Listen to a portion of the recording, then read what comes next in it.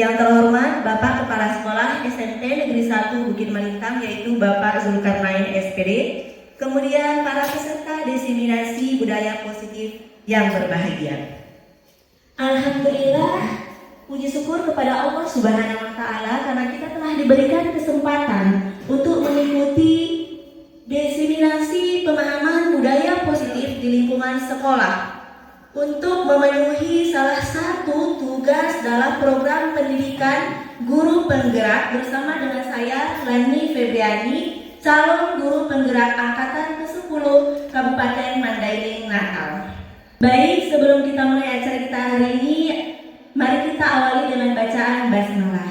Bismillahirrahmanirrahim. Acara selanjutnya yaitu kata sambutan dari Bapak Kepala Sekolah kepada Bapak Zulkarnain SPD, kami persilahkan.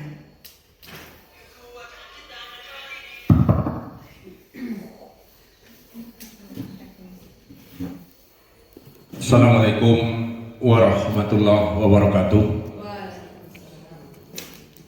Alhamdulillah, puji syukur mari sama-sama kita panjatkan kehadirat Allah Subhanahu wa Ta'ala, Tuhan yang Maha Esa, yang telah memberikan beribu-ribu nikmat kepada kita, utamanya nikmat kesehatan dan kesehatan pada hari yang berbahagia ini. Kemudian selawat beriringan salam senantiasa kita sanjungkan ke arwah junjungan kita Nabi besar Muhammad sallallahu alaihi wasallam yang berlapaskan Allahumma sholli ala sayyidina Muhammad wa ala ali sayyidina Muhammad, yang sangat kita harapkan sahabatnya di hari kemudian. Bapak dan Ibu peserta diseminasi budaya positif di lingkungan sekolah,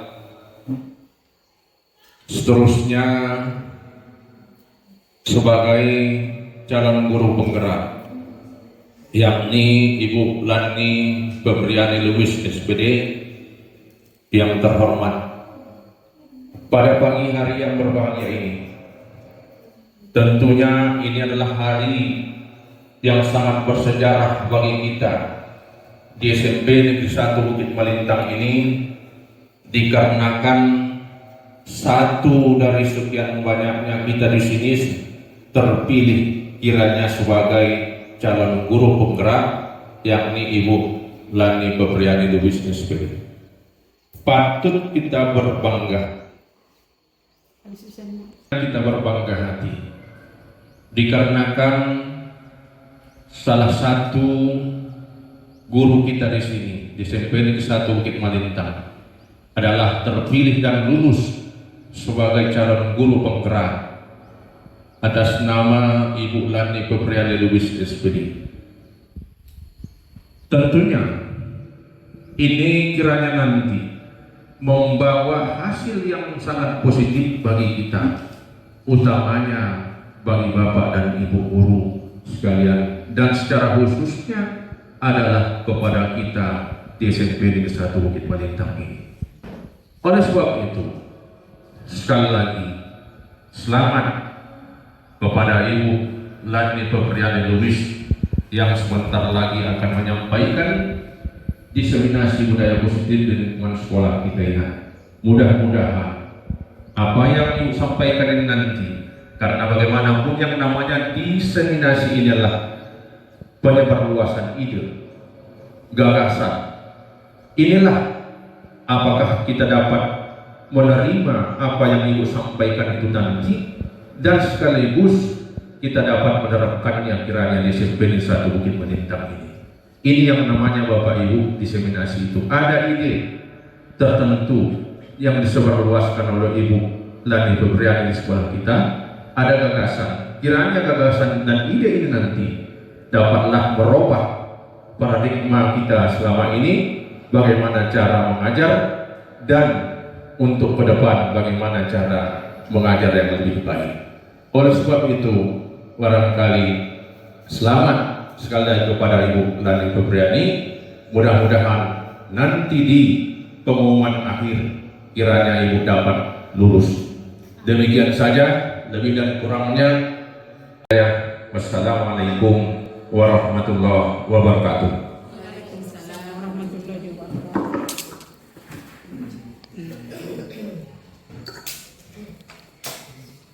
Baik, terima kasih banyak kepada Bapak atas dukungan yang luar biasa sehingga terselenggaranya diseminasi budaya positif ini di sekolah kita. Oke, acara selanjutnya adalah pembahasan materi tentang budaya positif di lingkungan sekolah. Sebelumnya, mari kita ice breaking terlebih dahulu biar lebih semangat. Jadi kepada Bapak Ibu silahkan berdiri di tempat duduknya masing-masing. Oke, kita tes konsentrasi ya Bapak Ibu. Silahkan berdiri Pak. Iya. Nah, peraturannya adalah ini nama gamenya adalah menangkap Eli. Apa Bapak Ibu? Menangkap Eli. Jadi silakan yang tangan kanannya diangkat seperti ini. Oke. Kemudian tangan kirinya telunjuknya seperti ini. Iya, ini sebenarnya berpasangan, jadi kakak geser. Oke. Dah.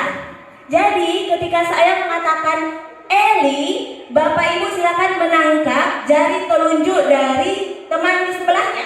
No, iya. Jadi setiap ada kata-kata Eli, jari telunjuk teman di sebelahnya ditangkap. Coba. Eli. Tangkap. Bukan itu.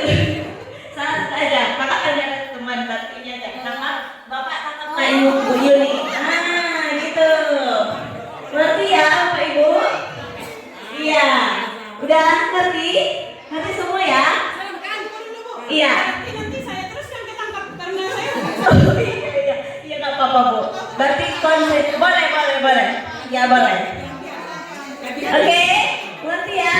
Jadi kalau saya bilang konsentrasi, Bapak Ibu jawab konsentrasi, dimulai, begitu ya? Oke, bisa dimulai Bapak Ibu? Bisa. Oke, konsentrasi ya. Konsentrasi. Dimulai. Di sebuah desa hiduplah seorang bapak dan ibu yang memiliki keluarga yang sangat harmonis. Mereka memiliki 4 orang anak kembar. Namanya adalah Ella, konsentrasi, Eli, oke dilepas lagi, Elo dan Elu. Konsentrasi, menangkap Eli. Nah, oke, ya Pak. Tadi kan EI, bukan Eli. Oke.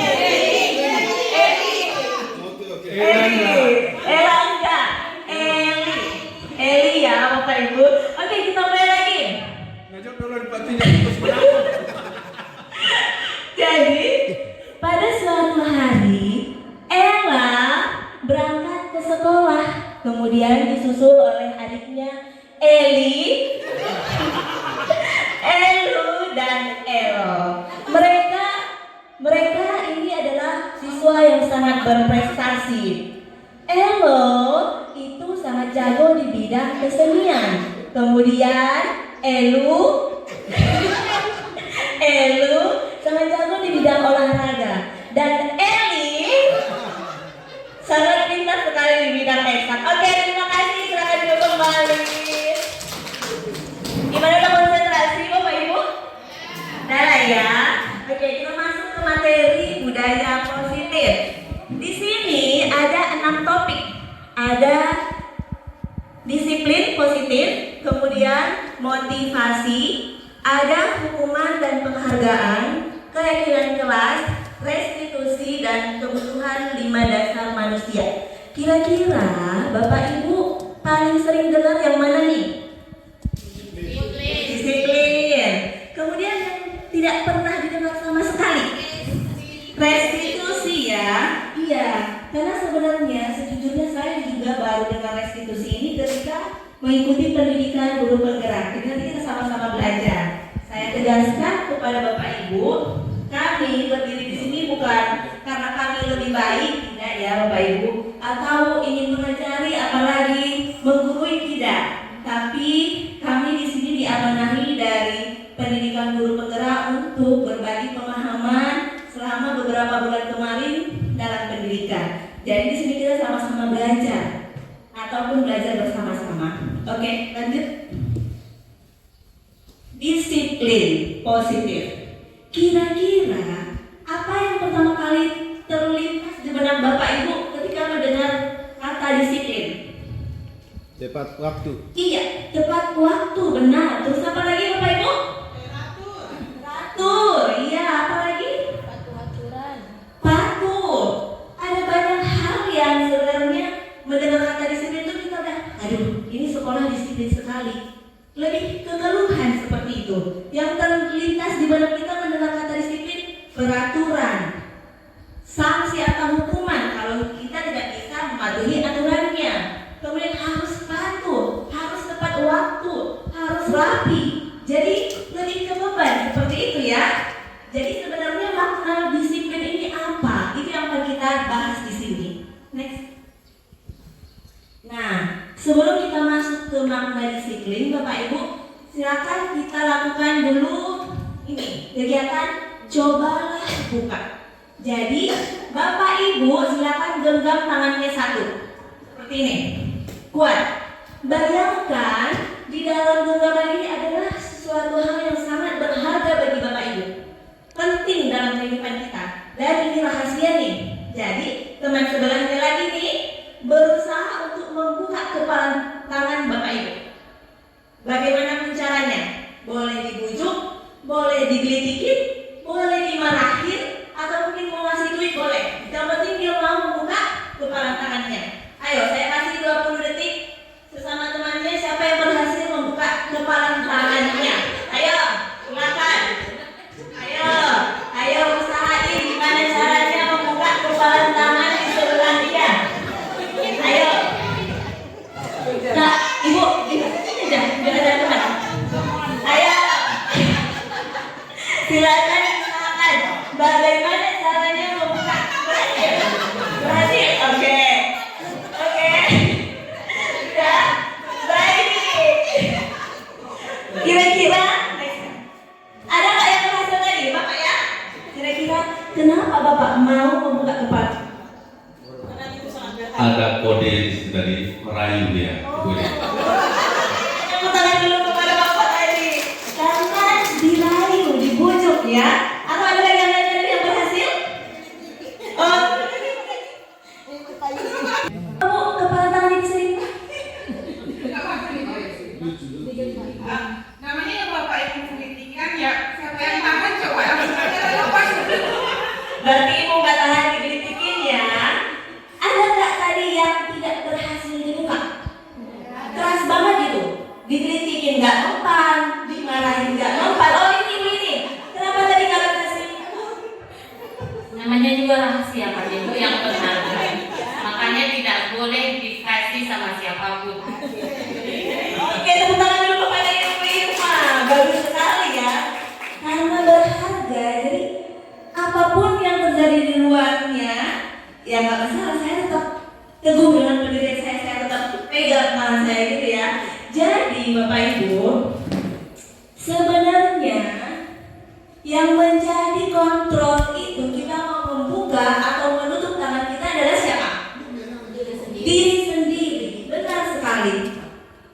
Jadi terserah kita gitu, mau membukanya atau mau menutupnya. Kalau kita memang sudah berkeinginan untuk menutupnya, mau dikritikin, mau dikasih uang, mau dimarahin sekalipun, ya saya tetap tidak mau gitu membuka tangan saya gitu. Intinya apa? Kontrol untuk membuka dan menutup tangan tadi berada pada diri kita sendiri, bukan kepada orang lain seperti itu. Oke, selanjutnya mari kita bahas mengenai teori kontrol menurut William Glasser. Jadi Bapak Ibu, menurut William Glasser ini ada beberapa hal yang sering keliru tentang makna kontrol. Yang pertama, ilusi bahwa guru itu harus mengontrol murid. Jadi ini tidak benar ya Bapak Ibu. Kita sebagai guru itu tidak boleh mengontrol murid. Kenapa? Karena pada dasarnya murid itu tidak bisa dipaksa. Ketika dia memang tidak mau melakukannya, maka apapun yang akan dilakukan dia tetap tidak mau gitu. Dia tidak akan mau dikontrol oleh siapapun termasuk gurunya. Kemudian yang kedua, ilusi bahwa semua penguatan positif, efektif dan bermanfaat. Maksudnya di sini, bujukan itu selalu kita anggap benar untuk mengontrol murid. Jadi ketika kita membujuk mereka, kita berharap mereka mau melaksanakan apa yang kita. Selanjutnya kita akan bahas tentang makna disiplin. Jadi Bapak Ibu, menurut Bapak Pendidikan, Bapak Ki Hajar Dewantara, disiplin ini untuk menciptakan murid yang merdeka, maka syarat utamanya adalah harus adanya disiplin yang kuat, di mana disiplin yang dimaksud adalah disiplin diri yang memiliki motivasi internal. Motivasi internal ini adalah motivasi yang berasal dari dalam diri kita sendiri. Jika kita tidak memiliki motivasi internal, maka kita memerlukan pihak lain untuk mendisiplinkan kita, atau motivasi eksternal. Motivasi eksternal ini bisa dari sekolah, dari orang tua, dari guru, segala sesuatu yang berasal dari luar diri kita. Baik, Bu.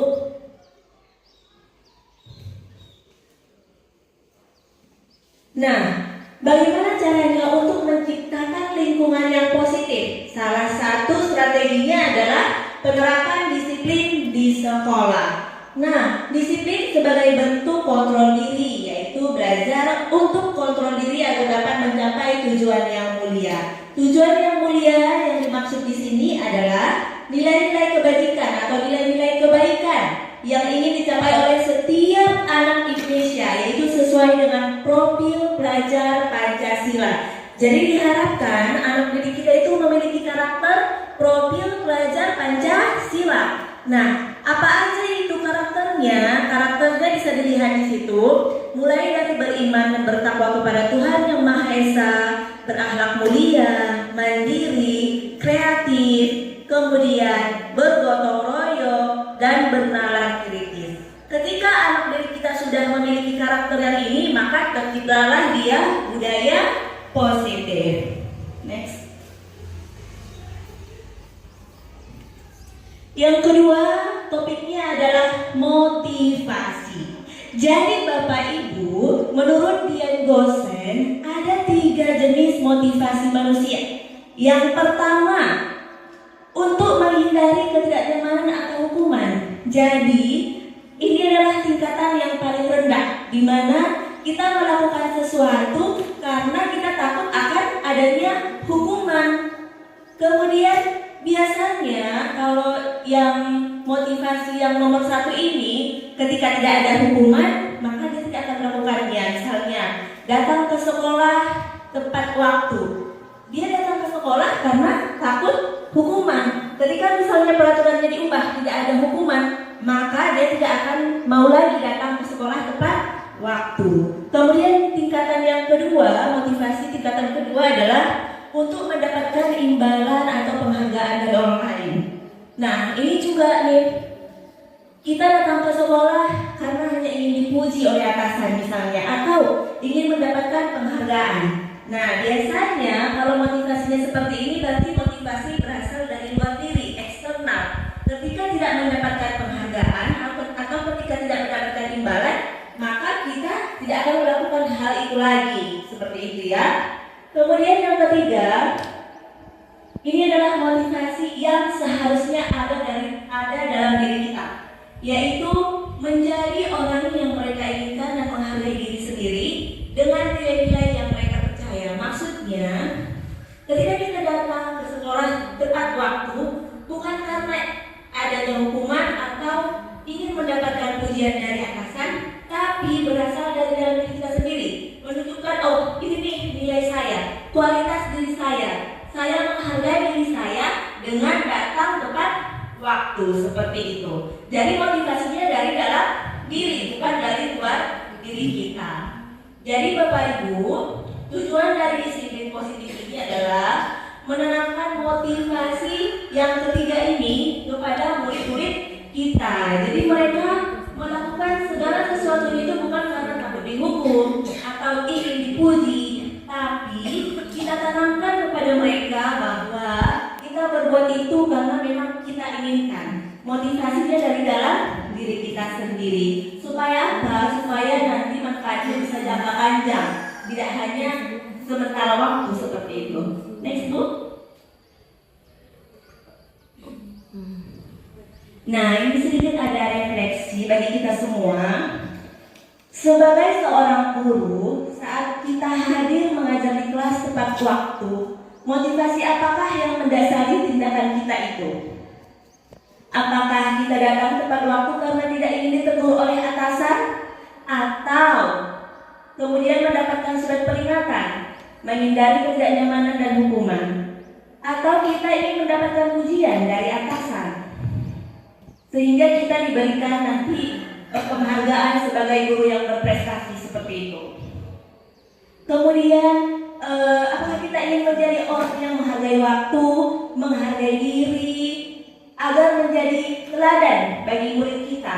Atau yang mana nih motivasi kita datang tepat waktu ke kelas? Jadi silakan Bapak Ibu jawab sendiri, sebenarnya kita ke sekolah ini motivasinya apa?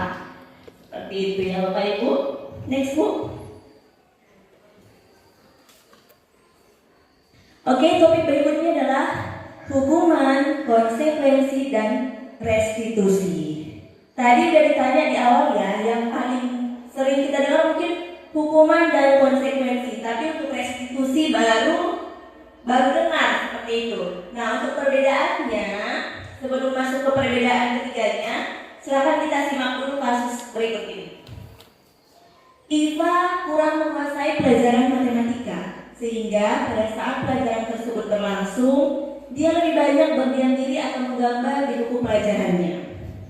Pada saat guru matematikanya Pak Seno menanyakan pertanyaan, Iva menjadi gugup dan tak sengaja menjatuhkan tasnya dari kursi, serta tiba-tiba menjadi gagap pada saat berupaya menjawab. Seluruh kelas pun tertawa melihat perilaku Iva yang bicara tergagap dan terkejut tersebut. Pak Seno pada saat itu membiarkan teman-teman Iva menertawakan Iva yang tergagap dan malu luar biasa, dan malahan minta Iva untuk maju ke depan dan berdiri di depan kelas sambil menunjuk hidungnya karena tidak bisa menjawab pertanyaan Pak Seno. Kelas makin gaduh dan anak-anak pun tertawa melihat Iva di depan kelas memegang ujung hidungnya. Jadi pertanyaannya Bapak Ibu, apakah Bapak Ibu setuju dengan tindakan Pak Seno? Gimana? Kira-kira Bapak Ibu setuju tidak dengan tindakan Pak Seno menyuruh si Iva tadi maju ke depan kelas dan menunjuk hidungnya sehingga ditertawa oleh teman-temannya? Setuju tidak? Gimana Pak? Saya pribadi tidak setuju tindakan dari Pak Seno, karena dengan sendirinya anak yang dihukum oleh Pak Seno itu akan merasa rendah diri atau minder terhadap kawan-kawannya. Jadi saya rasa itulah jawaban untuk pertanyaan ini. Terima kasih banyak. Ya benar sekali ya Bapak. Ketika kita menyuruh si Iva tadi ke depan dan ditertawakan oleh teman-temannya, secara tidak langsung kita telah merendahkan si Iva tadi. Jadi dia malu, minder, percaya dirinya juga hilang di depan teman-temannya. Kemudian menurut Bapak Ibu, tindakan Pak Seno terhadap Iva adalah termasuk sebuah hukuman atau konsekuensi? Kira-kira apa nih? Itu termasuk hukuman atau konsekuensi ya? Iya, termasuk hukuman karena tidak ada fungsinya ya. Dia ke depan menunjuk hidung, nggak ada manfaatnya. Oke, next Bu. Baik, inilah dia perbedaan antara hukuman, konsekuensi, dan restitusi. Bisa dilihat dalam kolom tersebut. Kalau hukuman itu Bu, dia menenangkan identitas yang gagal pada murid. Murid merasa tersakiti, dia tidak tahu kenapa alasannya kok dia tiba-tiba disuruh A, B, C, dan berbagai macam. Biasanya hukuman ini bisa bersifat verbal ataupun fisik. Jadi tidak harus yang disuruh dia lari hukuman, bukan. Verbal, kata-kata juga itu bisa bersifat hukuman. Kemudian kalau konsekuensi, nah konsekuensi ini biasanya kita sudah ada bahas sebelumnya di kelas. Misalnya nih, Bapak kasih tugas kalian A. Siapa yang sudah 3 kali berturut-turut tidak mengerjakan tugas atau mengulang tugas, maka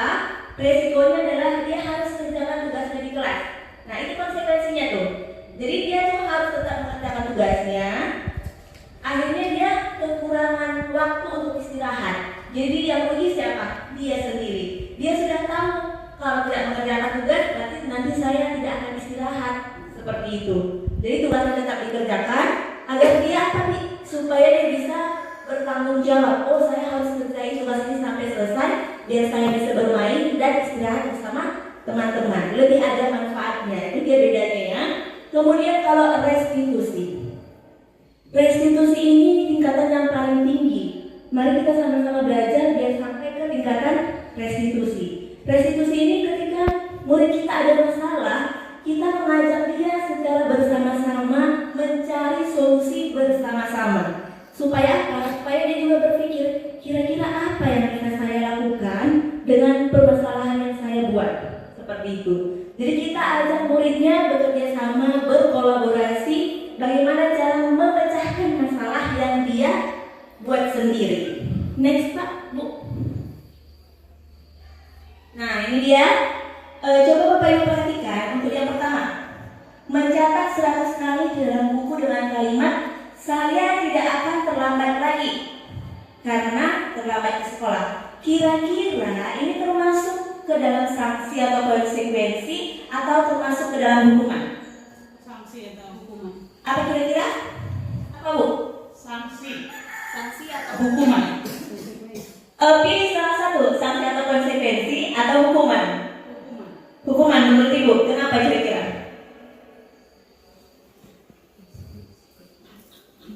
Apa ya? Bang. Ya, menurut saya hukuman karena dia akan terlambat disuruh menulis saya tidak terlambat lagi di buku 100 kali. Berarti itu hukuman. Hukuman menurut Ibu ya, nggak ada manfaatnya gitu ya.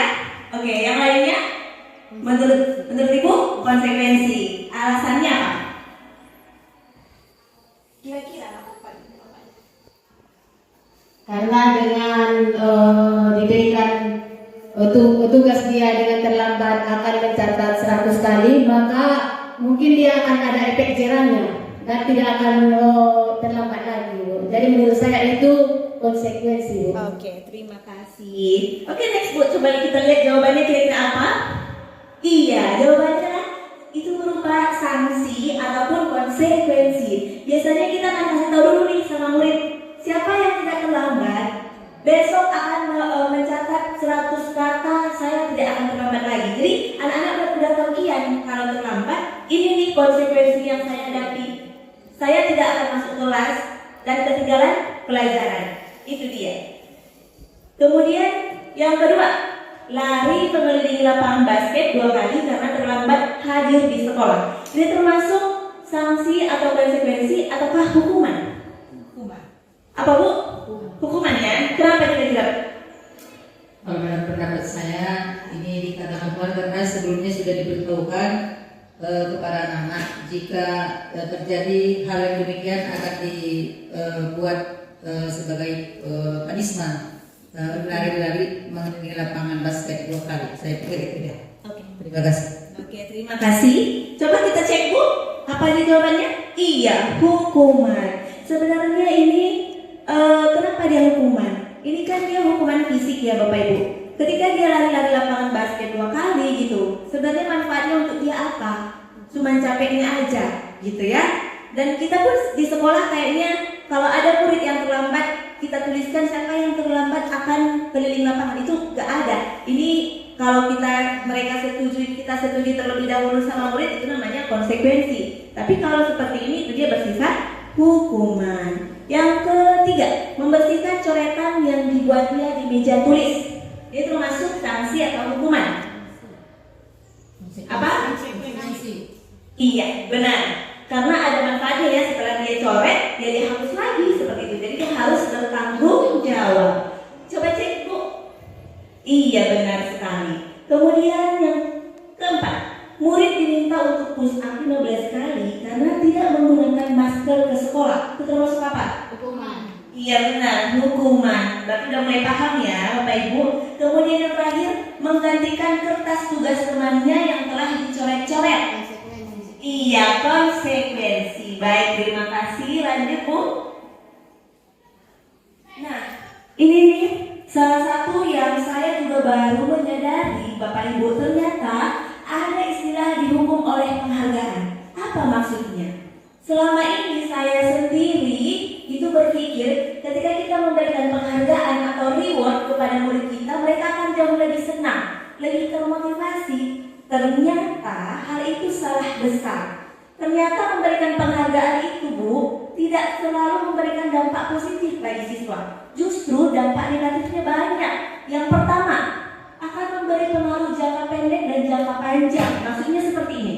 Ketika misalnya kita menyuruh si murid untuk melakukan A, kemudian dia melakukannya dan kita kasih penghargaan, besok dia tidak akan melakukannya kalau kita tidak memberikan penghargaan. Jadi dia pengaruhnya cuma jangka pendek pada saat itu saja. Jangka panjangnya tidak ada karena dia selalu mengharapkan penghargaan itu tadi. Yang kedua, dia itu menjadi tidak efektif. Benar. Ketika kita mengharapkan anak kita misalnya nih, oh kamu besok datang lagi ya nak, tepat waktu ke kelas. Berikutnya juga kita harapkan seperti itu. Karena kita berikan penghargaan tadi, besok ibu kasih pulpen 1 bagi yang tepat waktu ke kelas. Besoknya dia akan lagi. Jadi tidak efektif dari kita kalau dengan memberikan penghargaan. Kemudian dapat merusak hubungan. Ternyata tanpa kita sadari, ketika kita memberikan penghargaan ke si A, sementara teman-teman yang lain tidak kebagian, di dalam hatinya itu dia merasa iri dengki tanpa kita sadari sebagai guru. Kenapa dia terus yang dapat pulpen? Ada perasaan itu pada murid kita. Jadi bisa merusak hubungan antara yang menerima penghargaan dengan temannya atau teman yang tidak mendapat penghargaan dengan kita sebagai guru. Kemudian penghargaan mengurangi ketepatan. Maksudnya di sini, jadi ada penelitian, anak-anak disuruh menjawab pertanyaan benar atau salah, dan kelompok A diberikan permen ketika jawabannya benar, kelompok B tidak diberikan sama sekali permen. Nah, ketika diberikan pertanyaan yang sama besoknya, ternyata Bu, anak-anak yang tidak dikasih permen itu lebih banyak yang tepat jawabannya dibanding yang dikasih permen, karena mereka tidak fokus, mereka hanya fokus pada nanti aku dapat permen nih, seperti itu. Kemudian menurunkan kualitas dan mematikan kreativitas. Ini nih, kita selalu mengharapkan dari kita untuk kreativitas. Ayo anak-anak harus kreativitas gitu ya. Ternyata tindakan kita sendiri membuat mereka tidak kreativitas. Ketika kita kasih penghargaan Bapak Ibu, misalnya seperti ini. Ada juga penelitian tentang mahasiswa yang diberikan tugas membuat judul untuk koran. Jadi mahasiswa yang diberikan uang itu dan mahasiswa yang tidak diberikan uang membuat judul yang kreatif itu hasilnya berbeda ternyata. Orang-orang yang dikasihkan duit tadi Bapak Ibu, dia ketika tidak dikasih duit tidak muncul otak kreatifnya. Tapi sementara mahasiswa yang dari awal tidak diberikan duit sampai dia dunia pekerjaan, ini otak kreatifnya jalan terus seperti itu. Kemudian yang terakhir, penghargaan itu menghukum. Kenapa? Kita lihat, memberikan penghargaan dan hukuman itu adalah hal yang sama. Dulu saya pikir penghargaan itu bagus sekali memberikan kepada siswa reward gitu ya. Ternyata Bapak Ibu, hukuman dan penghargaan itu sama saja. Kenapa? Karena keduanya mencoba mengendalikan perilaku seseorang. Karena tadi kita bersepakat kalau kita tidak bisa mengontrol orang lain.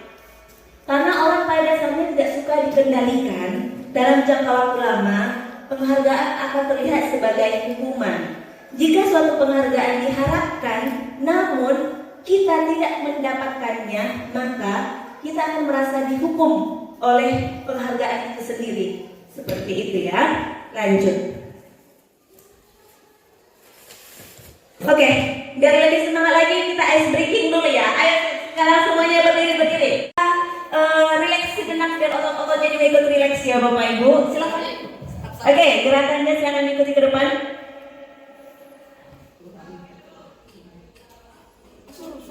Silakan suaranya dikencangkan sedikit.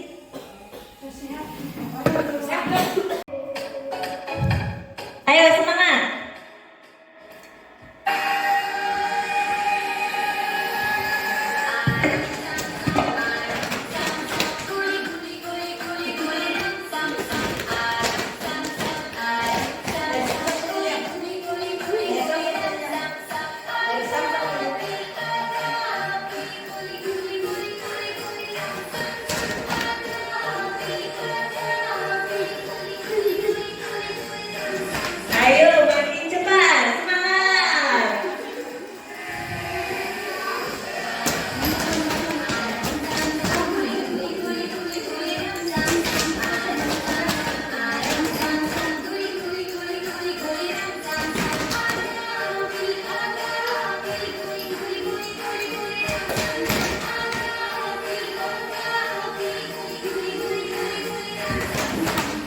Ayo lebih cepat lagi.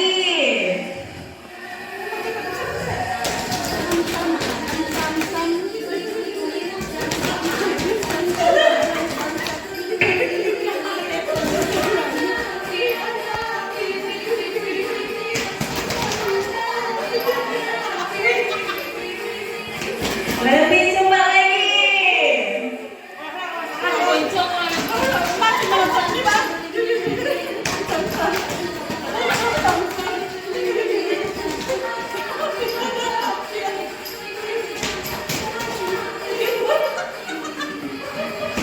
Lebih cepat lagi, harus encok ya Bapak Ibu.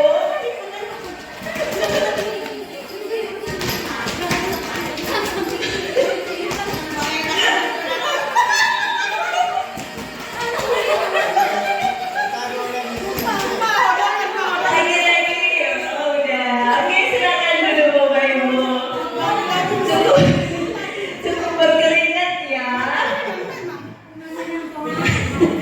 Ya, biar gak bosan, biar lebih fokus lagi, biar gak ngantuk, biar lebih semangat. Ayo silakan Bapak Ibu, boleh tarik nafas dulu, buang nafasnya dulu. Tahan napas sampai dulu. Oh, jangan. Jangan. Kita akan bahas mengenai keyakinan kelas. Jadi salah satu strategi berikutnya untuk menciptakan budaya positif adalah dengan membuat keyakinan kelas. Mungkin Bapak Ibu yang udah pernah wali kelas sudah pernah buat nih di kelasnya. Ayo Bu. Iya. Kenapa kita harus membuat keyakinan kelas, bukan peraturan kelas? Bedanya apa? Jadi Bapak Ibu, seseorang akan lebih tergerak dan lebih bersemangat untuk menjalankan keyakinannya daripada hanya sekedar mengikuti serangkaian peraturan tertulis tanpa mengetahui maknanya ataupun tujuannya apa. Murid perlu mendengarkan dan memahami arti sesungguhnya tentang peraturan yang kita buat. Apa nilai kebajikan di balik peraturan tersebut? Apa tujuan utamanya? Dan jangan sampai dia tidak tertarik dan takut sehingga hanya sekedar mengikuti serangkaian peraturan yang mengatur mereka tanpa memahami tujuan yang mulia. Jadi bedanya apa tadi? Kalau dia keyakinan keras Bu, kita ajak murid-murid tadi itu sama-sama. Kira-kira anak-anak kita bakalan bikin apa nih di kelas kita yang bisa sama-sama kita kerjakan? Misalnya ada yang angkat tangan saya Bu, maunya saling menghargai. Kemudian tepat waktu datang ke kelas. Jadi kita ajak sama-sama antara kita dan murid kita disepakati bersama untuk dijalankan secara bersama-sama. Tidak hanya kita sebagai guru tempel di dinding, ini peraturan kelas kita harus A, B, C, D, tanpa anak-anak dilibatkan untuk membuatnya. Dan dijelaskan kalau kita menghargai orang lain, manfaatnya apa untuk diri kita. Jadi mereka paham, oh saya harus mengikuti peraturan yang ini karena ada alasannya seperti itu. Lanjut Bu. Cara membuat keyakinan kelas. Yang pertama, biasanya keyakinan kelas itu Bu dibuat dalam bentuk yang positif. Kata-katanya atau kalimatnya positif, jangan yang memerintah. Kemudian keyakinan kelas hendaknya tidak terlalu banyak, iya, sedikit saja, tapi mudah dipahami semuanya dan bisa dilaksanakan bersama-sama. Kemudian berikutnya, keyakinan kelas sebaiknya dapat diterapkan di lingkungan tersebut, sudah pasti sesuatu yang bisa kita terapkan di kelas. Kemudian semua warga kelas hendaknya ikut berkontribusi dalam pembuatan keyakinan kelas lewat kegiatan curah pendapat. Jadi kita minta pendapat murid kita, kira-kira mereka maunya apa untuk kelas mereka sendiri. Jangan cuma dari kita gurunya. Kemudian yang terakhir, bersedia meninjau kembali keyakinan kelas dari waktu ke waktu. Maksudnya ketika di semester 2, Bu, menurut saya ada nih peraturan kelas kita yang keyakinan kelas kita yang tidak pas. Boleh diubah atau boleh ditambah. Jadi tidak monoton harus itu gitu, tidak seperti itu ya Bapak Ibu. Contohnya ini ada di sebelahnya. Menjadi murid yang disiplin dan tanggung jawab. Kemudian menjaga kebersihan lingkungan kelas. Menghormati guru dan orang tua dan teman. Menjadi murid yang menyenangkan, ceria, dan bahagia. Jadi simpel-simpel saja, tapi bisa kita terapkan secara bersama-sama. Next book. Topik berikutnya adalah kebutuhan dasar manusia dan berdunia yang berkualitas. Jadi Bapak Ibu, ternyata setiap apapun yang kita lakukan itu karena kita ingin memenuhi kebutuhan kita. Apapun tindakan kita, baik dia murid, baik dia guru, itu untuk memenuhi kebutuhan kita. Jadi ada 5 kebutuhan dasar yang wajib sekali kita penuhi. Yang pertama adalah bertahan hidup. Nah, bertahan hidup ini maksudnya seperti kebutuhan primer, makan, kesehatan, rasa aman, kemudian pakaian. Nah, itu termasuk bertahan hidup. Jadi kita tuh melakukan sesuatu, oh karena saya harus makan, begitu. Kita melakukan B, oh karena saya harus beli baju, karena kebutuhan pakaian. Kemudian yang kedua, rasa kasih sayang dan diterima. Apalagi untuk murid-murid kita, itu mereka sangat membutuhkan rasa kasih sayang dan diterima. Jadi kadang Bapak Ibu, seseorang di kelas menjadi menarik perhatian kita sebagai guru karena dia ingin mendapatkan rasa kasih sayang, karena mungkin dia di rumah tidak mendapatkan rasa kasih sayang tersebut. Kemudian ada juga kadang dia di kelas merasa terasingkan, merasa tidak diterima, begitu ya. Jadi kita sebagai guru harus pintar-pintar nih, kira-kira anak ini melakukan A karena dia lagi sedang memenuhi kebutuhan yang mana ya, begitu. Kemudian rasa kebebasan, rasa kesenangan, dan penguasaan. Jadi Bapak Ibu, kelima kebutuhan ini adalah yang wajib kita penuhi dalam kehidupan kita sehari-hari. Begitu juga dengan murid-murid kita. Oke, silakan kita baca dulu bersama kasus yang pertama. Ibu Ambar, guru wali kelas 2A di SD Pelita Hati, sedang bingung menghadapi ulah salah satu murid di kelasnya. Beberapa anak di kelas 2A telah datang padanya dan mengeluhkan Doni yang seringkali meminta bekal makan siang mereka dengan paksa. Jika Anda menghadapi situasi seperti ini, seperti Ibu Ambar, apa yang akan Anda lakukan? Kira-kira Doni melakukan itu alasannya apa, begitu ya?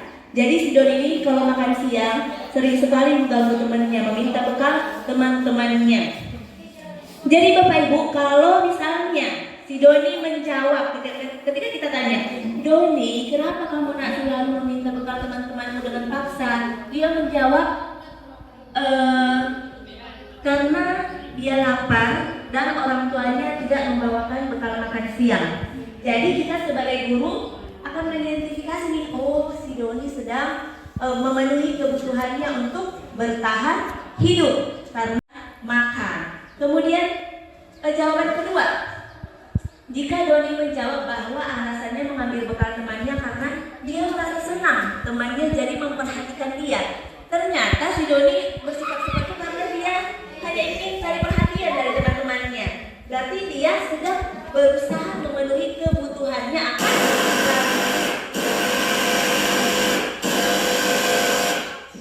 Silakan masuk kelas masing-masing. Oke, baik, kita lanjutkan.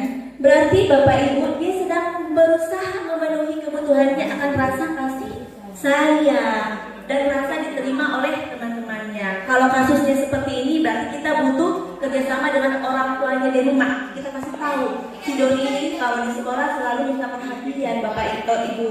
Jadi dia butuh kasih sayang dari Bapak atau Ibu selaku orang tuanya. Biasanya ini kerjaan Bapak Ibu guru BK ya Bapak ya.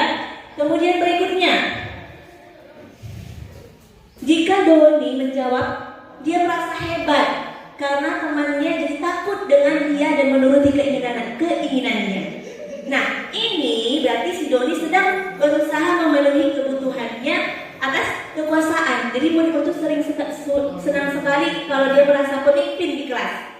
Jadi dia butuh tuh rasa penguasaan tadi. Oh, nih teman-temanku takut nih sama aku. Begitu. Jadi dia sedang berusaha memenuhi kebutuhan dia atas penguasaan. Kemudian jika dia menjawab seperti ini, dia merasa bosan dengan bekal makanan yang dibawakan ibunya dari rumah. Karena ibunya selalu membawakan bekal yang sama. Oleh karena itu dia ini mencoba makanan teman-temannya yang beraneka ragam. Itu berarti dia sedang berusaha untuk memenuhi kebutuhan kebebasan. Bosan. Ketika kita belajar di kelas, kemudian ada murid kita yang mau jalan-jalan, gak mau diam di kursinya gitu. Berarti Bapak Ibu dia sedang berusaha memenuhi kebutuhannya akan rasa bebas. Dia gak mau dikekang. Dia maunya berarti kita belajar yang praktek, yang melibatkan dia aktivitas untuk bergerak seperti itu ya. Kemudian kalau dia menjawab yang kelima, dia melakukannya karena iseng aja dan dia menikmati ekspresi wajah teman-temannya yang besar karena diambil makanannya dan menurut dia ekspresi teman-temannya itu lucu. Berarti dia sedang memenuhi kebutuhannya untuk rasa senang. Jadi tidak ada tindakan dari murid kita itu yang sepenuhnya salah sebenarnya.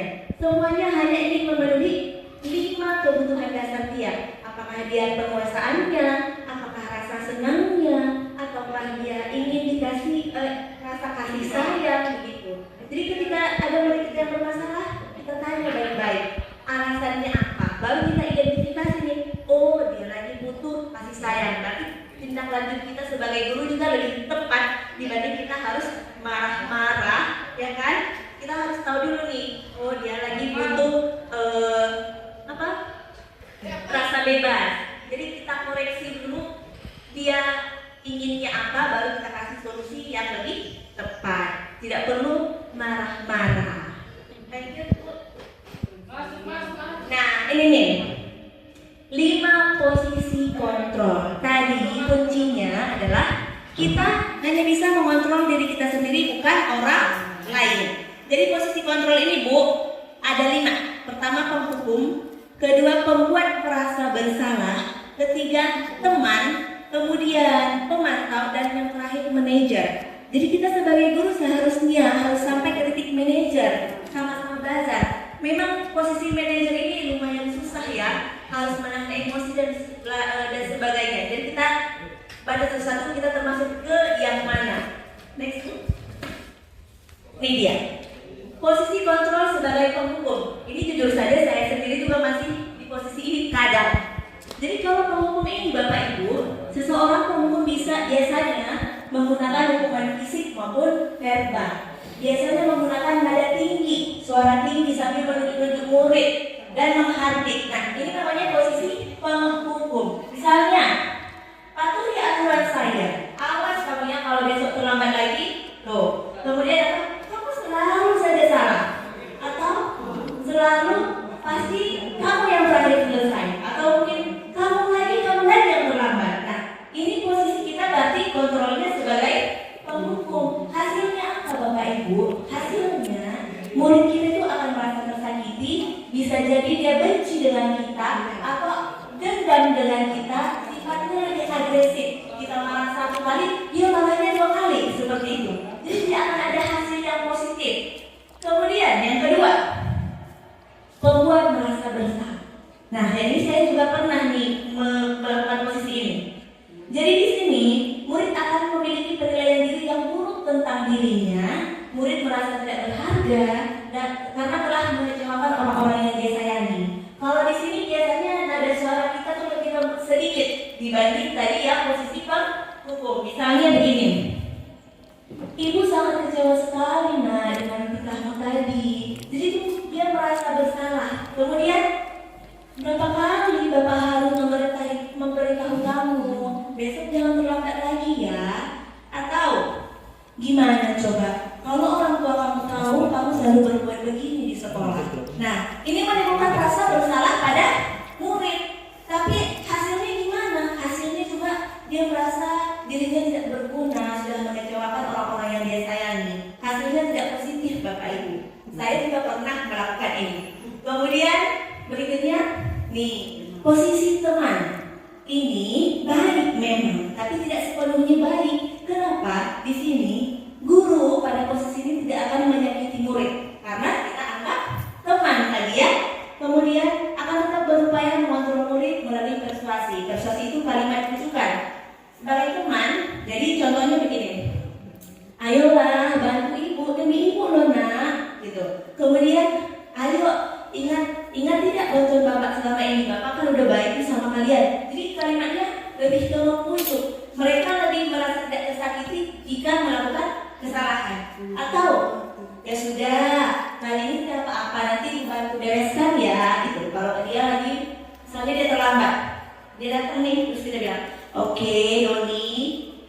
baik, kali ini memaafkan ya, besok jangan diulangi lagi. Jadi posisi kita itu seperti teman dengan murid.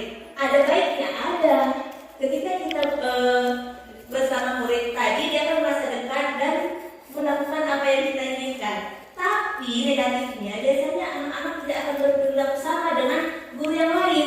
Dia hanya berperilaku seperti itu terhadap guru yang dianggap teman tadi. Itu dia negatifnya. Bisa jadi perilaku dia ini tidak akan sama ketika menghadapi saya, guru IPA-nya misalnya, dengan guru bahasa Inggrisnya gitu. Karena dia lebih menganggap saya ini teman dibanding guru bahasa Inggris. Kemudian posisi pemantau. Di sini memantau artinya mengawasi. Biasanya nada suaranya datar, bahasa tubuhnya berformal. Ini misalnya gini, ada datang siswa yang terlambat. Kita bilang, kita tunjukkan data-datanya. Nih, di meja piket berapa nih kamu terlambat? Nah, jadi lebih ke situasi formal gitu. Kita tunjukkan data-datanya, dia terlambat kenapa. Jadi lebih ketat gitu.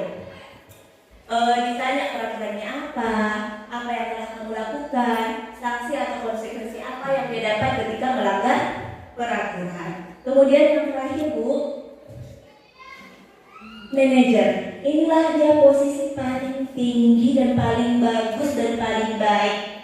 Di sini posisi terakhir adalah posisi di mana guru berbuat sesuatu bersama dengan murid, mempersilahkan murid mempertanggungjawabkan perilakunya, mendukung murid agar dapat menemukan solusi atas permasalahannya sendiri. Misalnya, kita tanya, apa keinginan kita di kelas ya nak? Kamu masih ingat gak?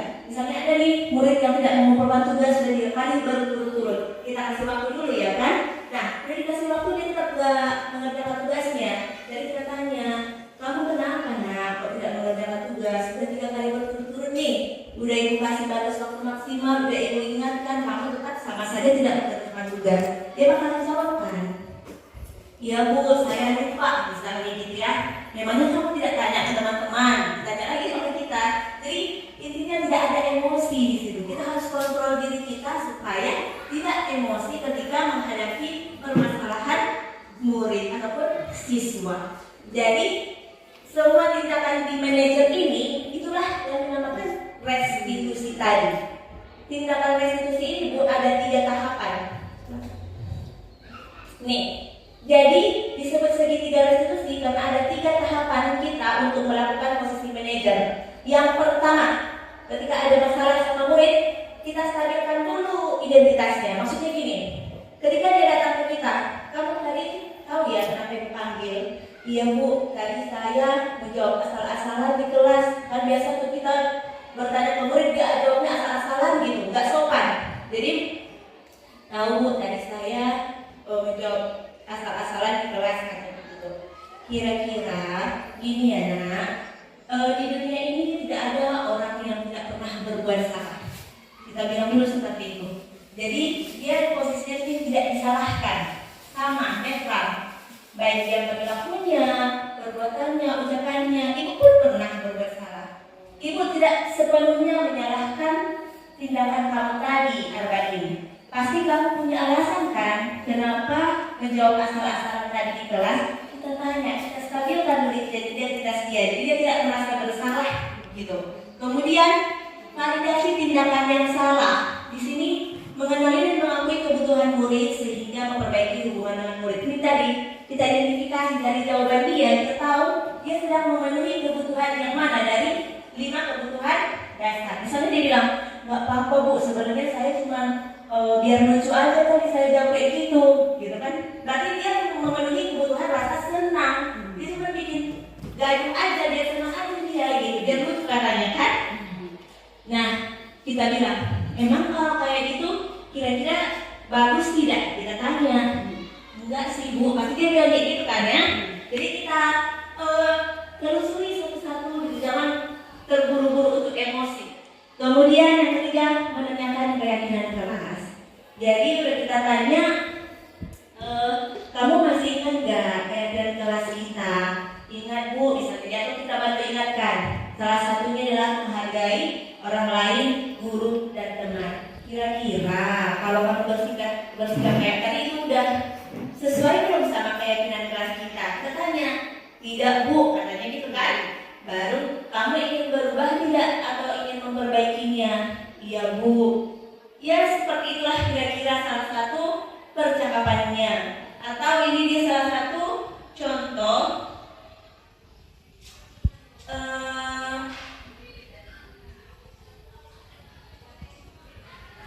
praktek restitusi kami bersama kelas 81.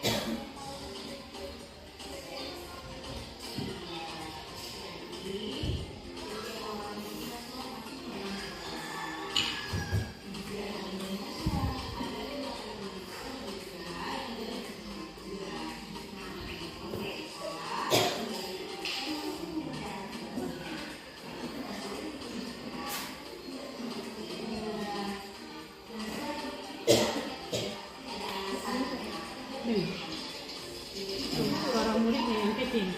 Suara gitu. Ini enggak sih murid saya harus saya lebih senang suara dari. Suara mungkin. Seperti ini.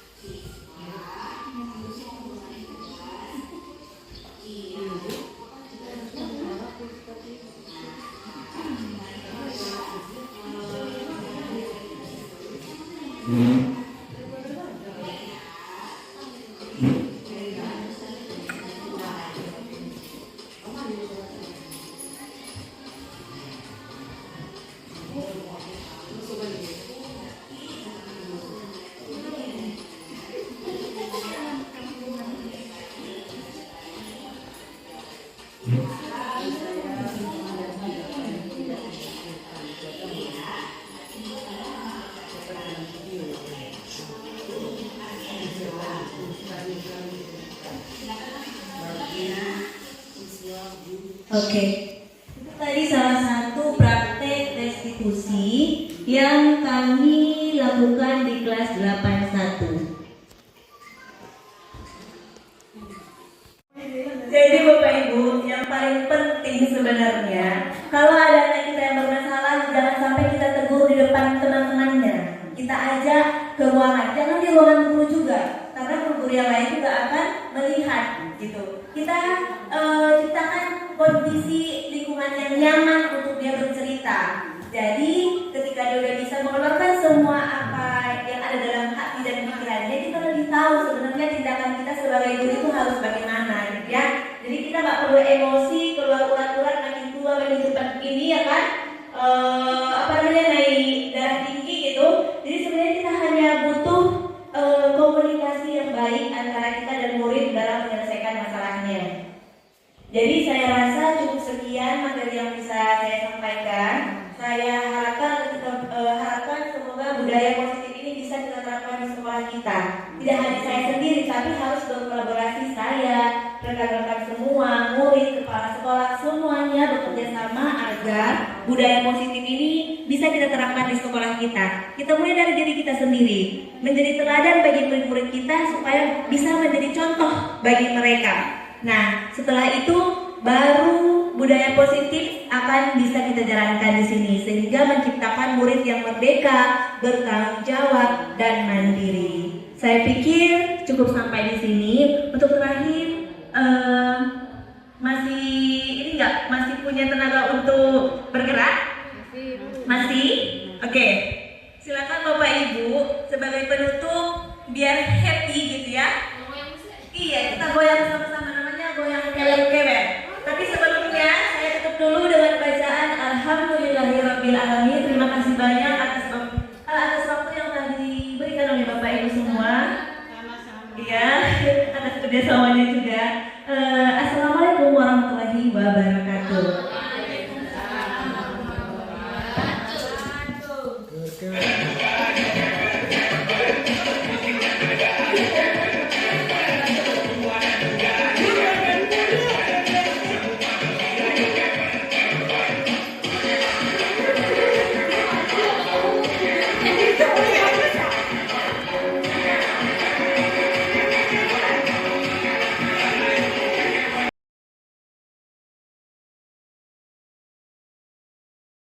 Assalamualaikum warahmatullahi wabarakatuh.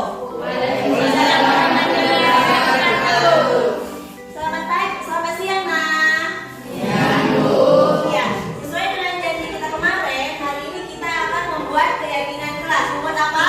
Keyakinan. Iya.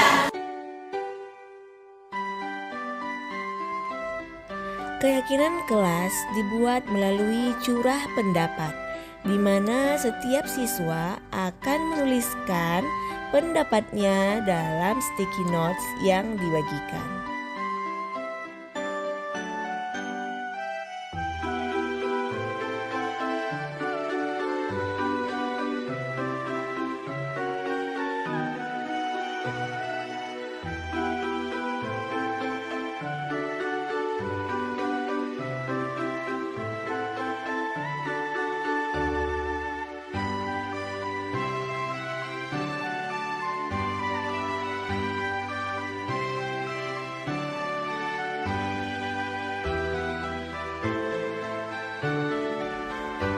Selanjutnya, setiap siswa secara bergantian menempelkan hasil dari pendapat mereka di papan tulis secara bergantian. Kemudian, hasilnya akan kami buatkan dalam sebuah poster, lalu ditempelkan di dalam kelas sehingga setiap siswa dapat membaca setiap hari. Berikut adalah keyakinan kelas yang kami sepakati bersama untuk dijalankan secara bersama-sama.